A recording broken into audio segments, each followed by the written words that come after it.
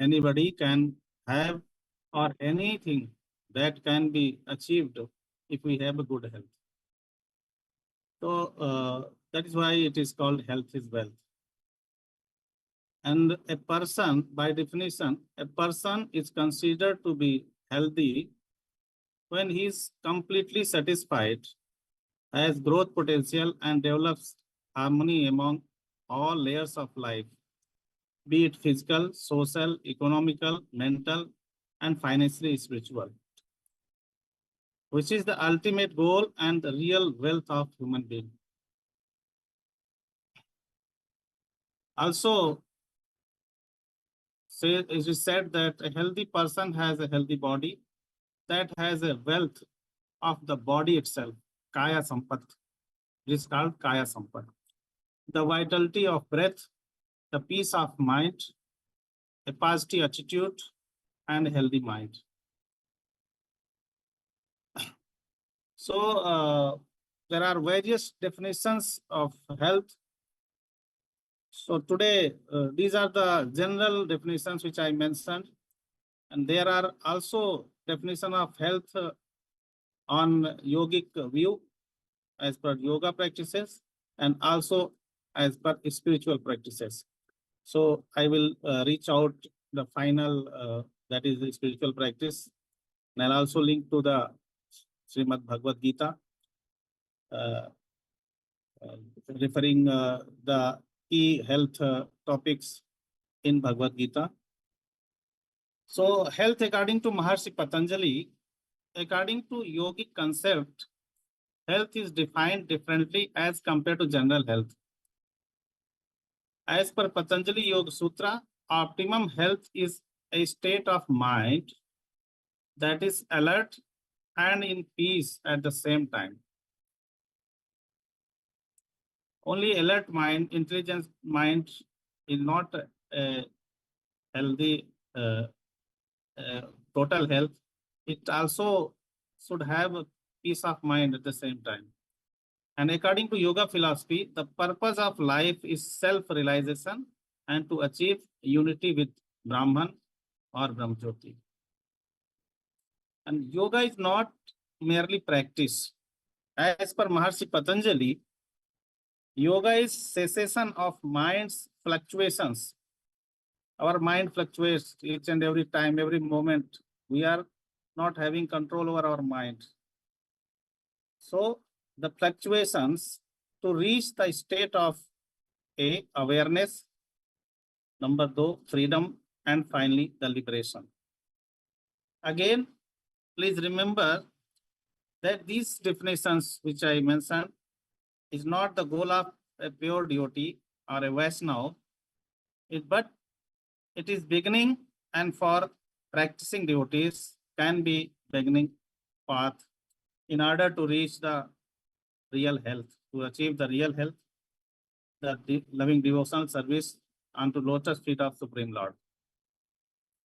Then, as per Maharshi Patanjali, there are 4 pillars of yoga. That is asana, pranayam, meditation, and diet. Diet means ahar, food, which is the most vital and important part of our health. Generally, people's thinking mode of the material mode of nature all depends on food itself, what they eat. Jaisa anna vaisa man. So, and another is asana. The sitting postures also defines our healthy condition. And pranayam, the length or method of taking breath, that is pranayam. And meditation, focusing on something, means concentration of mind, that is meditation. There are 8 concepts of yoga, that is yam. Yam means restraint and discipline, moral discipline. Another is niyam, the regulations, following some rules and regulation in our eating habits and our behavior. Third is asan, then pranayam, pratyahar, dharana, dhyan, and last is samadhi, which is the ultimate goal of final goal of yogic practice, Ashtanga Yoga. It is merging with Brahma Jyoti. Then there are 5 niyamas of Patanjali Yoga Sutra. That is the number 1, observance, rules and guidelines. The Yoga Sutra describes 5 different niyamas. Number 1, Saucha, the cleanliness, Santosh, contentment, Tapas, self-discipline, Swadhyaya. So these are the definitions as per yogic concept. By practicing yoga, one can keep his body and mind fit so that he can focus on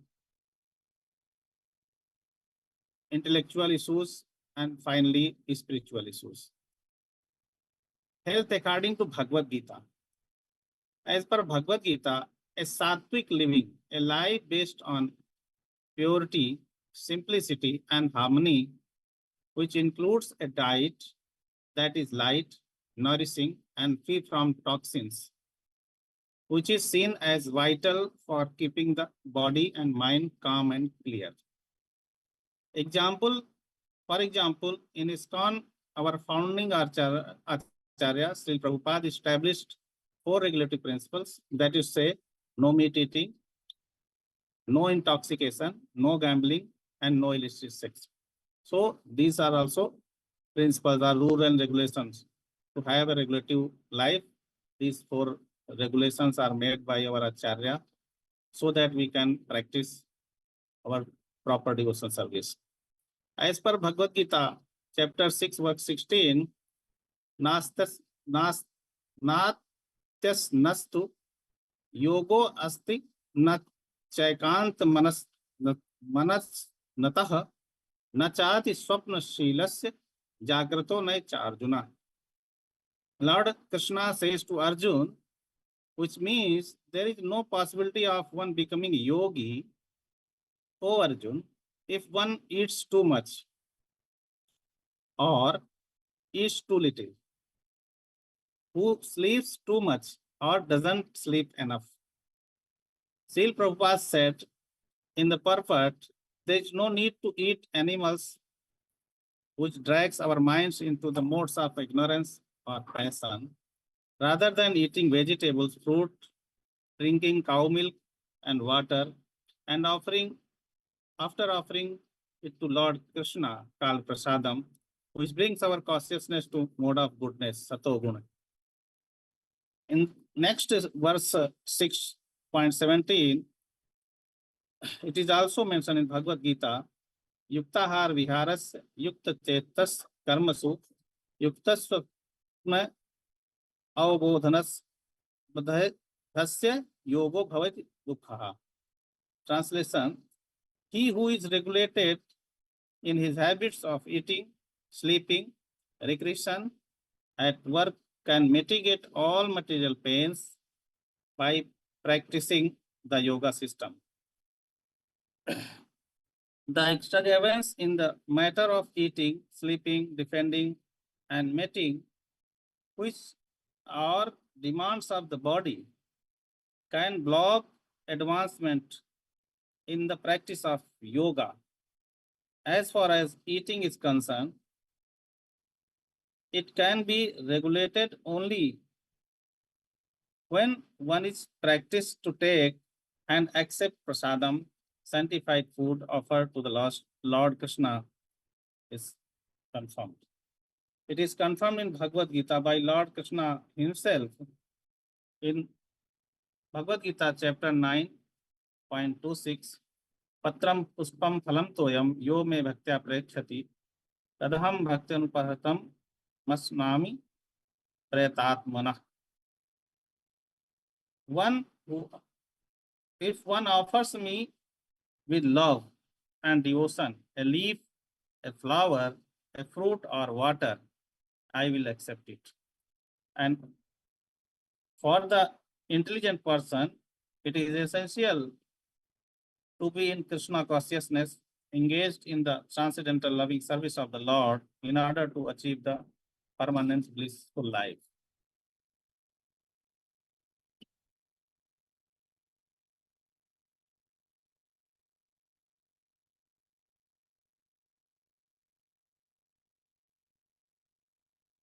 Further, it is said in Bhagavad Gita, verse 9.27, Yat karod yas nas, yat juhos tadat yat tapasyasi kaunteya tat kurus madarpana. Whatever you do, whatever you eat, whatever you offer to or give away, and whatever austerities you perform, do that, O son of Kunti, as an offering to me. Thus, it is the duty of everyone to mold his life in such a way that he will not forget Krishna in any circumstances. Everyone has to work for maintenance of body and soul together. Lord Krishna recommends herein that one should work for him. Everyone has to eat something to live. Before he should accept the remains of foodstuff offered to Krishna, any realized man has to perform some religious ritualistic ceremonies. Therefore, Krishna says in chapter 17, verse 8, that Ayu Sattva Bala Arogya Sukha Prativardhana Rasya Nisnigdha Istirad Hrida Asaya Satvik Priya. The food, what type of food one should accept, it is said in Bhagavad Gita that food is dear to those that the food is dear to those in the mode of goodness, increases the duration of life, Ayush Sattva, Bala Arogya, and the power, duration of life, purity, one's existence, and give strength, health, happiness, and satisfaction. Such foods are juicy, fatty, wholesome, and pleasing to heart. And other way, opposite to this, those who do not eat the sattvic food, that is Katva Amla Laudat Turshna Tikshan Rudra Vidagnaha Ahara Rajashta Dukha Shoka Prada. Food that are not too that are too bitter, too sour, salty, hot, pungent, dry, and burning are dear to those in the mode of passion. Such foods cause disease, misery, and distress. So,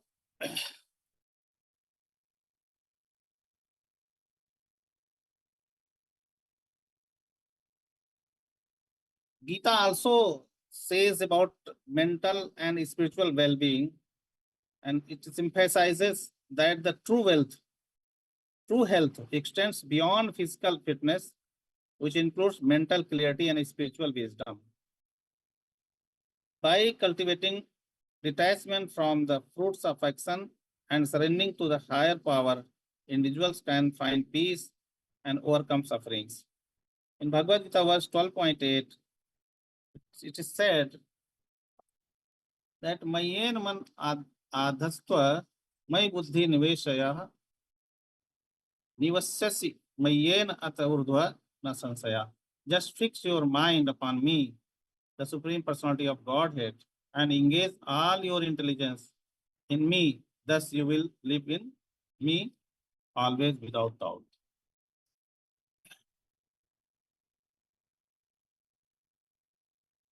So in yoga system, the paramount importance of diet, food stuff is very important.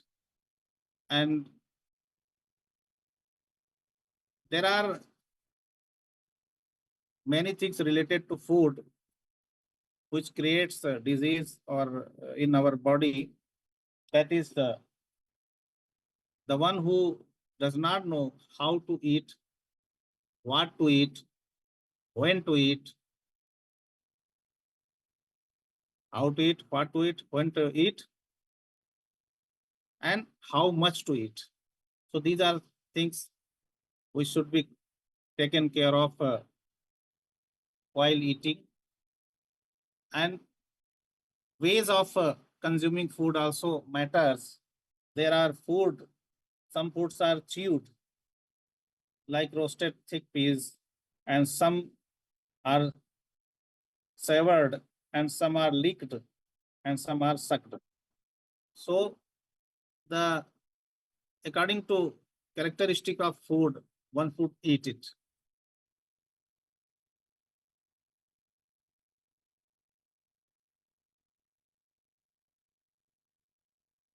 So to become healthy and finally become wealthy, one has to be very careful on his eating habits.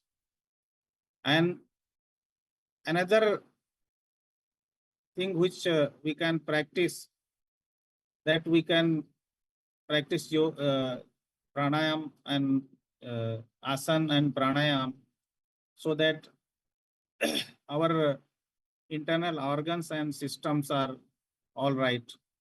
And when we reach to the pranav stage, pranav dhyan, that time our mind is clear.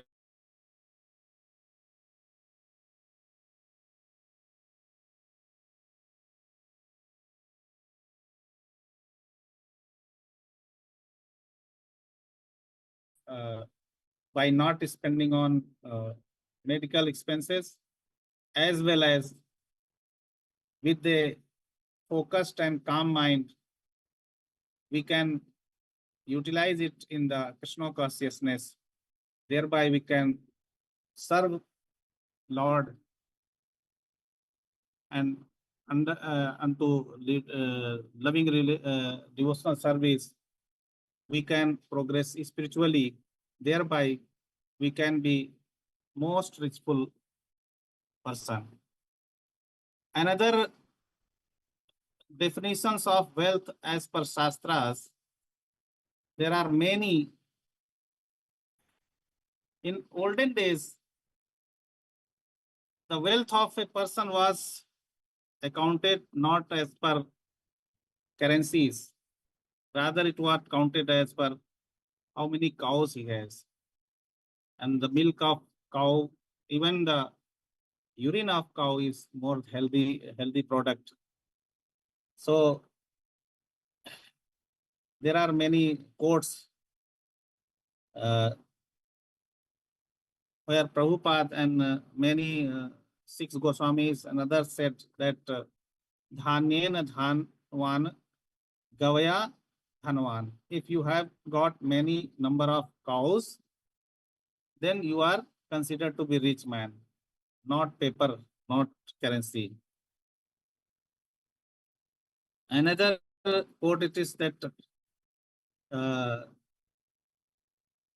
how it makes you rich, or because the products of cow makes you healthy, and thereby you need not to spend anything on your medical expenses, and also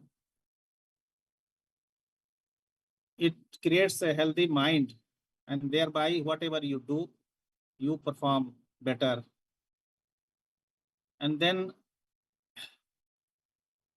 because of the cow and their once means bull, earlier that agriculture was done, so there was huge production of grains, so that's how those who had more cows became more wealthy. Example was Nand Baba, who has lakhs of cows, 9 lakhs of cows, and he was very rich.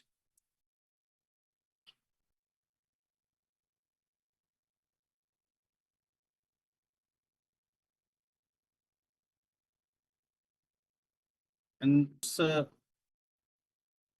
there are some more quotes in Bhagavatam, 10 Canto 88.8.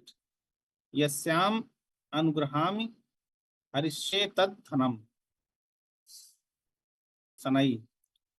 To show special favor to the devotee, I take away all the material property. Similarly, Narottam Das Thakur says, Dhana Mora Nityananda, Radha Krishna, Sri Charana, Sai Mora Pradhana. My real rich, says, or Nityanand Prabhu, and the lotus feet of the Radha and Krishna. So, the further prayers, O Lord, kindly give me the opulences. I do not want anything but your lotus feet as my property. So, final wealth is spiritual wealth. To reach out that final wealth, one has to have a healthy body and calm and controlled mind, focused mind, so that one can practice loving devotional service. So most of participants are, I think, devotees only, and those who are those who are not devotees or not practicing devotional service, they have other question related to yoga or else